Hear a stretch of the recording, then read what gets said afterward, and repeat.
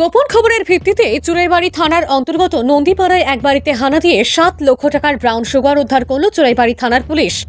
চুরাইবাড়ি থানার ওসি খোকন সাহা জানিয়েছেন, গতকাল রাতে তাদের কাছে একটি গোপন খবর আসে।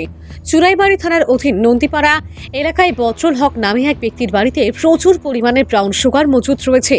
সেই খবরের ভিত্তিতে চুরাইবাড়ি থানার পুলিশ গতকাল রাতে অভিযান চালায় ওই বাড়িতে। বজরুল হকের বাড়িতে গিয়ে তার ঘর থেকে 7টি সাবানের কেস উদ্ধার করা হয়, যার মধ্যে প্রতিটি বাক্সে রয়েছে ব্রাউন সুগার। পরবর্তীতে তাকে গ্রেপ্তার করে চুরাইবাড়ি থানায় নিয়ে আসা হয়। আজ 3 দিনের রিমান্ড চেয়ে ধর্মনগর আদালতে প্রেরণ করা হয়েছে বলে জানায় চুরাইবাড়ি থানার ওসি খোকন সাহা। ভানুচন্দ্রের রিপোর্ট, আসাম প্রাইম নেটওয়ার্ক। কাল রাত্রিবেলা আমাদের কাছে একটা ইনফরমেশন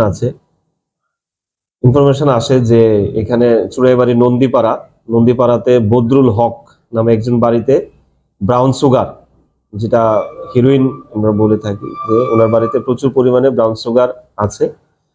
তারপর আমরা সাথে সাথে ওনার বাড়িতে যাই, রেড করার পর ওনার বাড়ি থেকে আমরা 7টি সাবানের কেস উদ্ধার করি। এই 7টি সাবানের কেসই মানে সম্পূর্ণভাবে এগুলা ব্রাউন সুগার ভর্তি ছিল। যেটা আমরা ব্রাউন সুগারটা পরবর্তী সময় আমরা মাপ করি, ওজন করে এটা পাওয়া যায় 78.40 গ্রাম। এটা আমাদের হিরোইন ব্রাউন সুগার ছিল। বাজার মূল্য অনুমান 7 লক্ষ টাকা।